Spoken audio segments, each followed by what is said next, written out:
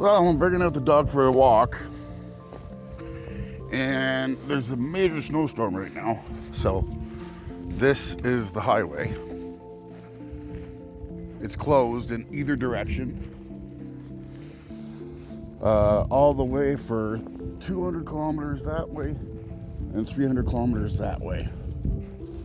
But local traffic can still get through.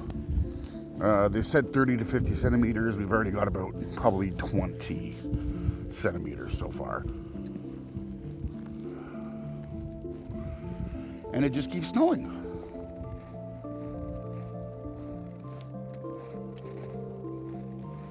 Like, it's not too bad right now because they've already went through with the plow a couple of times, but yeah, the snow is definitely all over the place right now.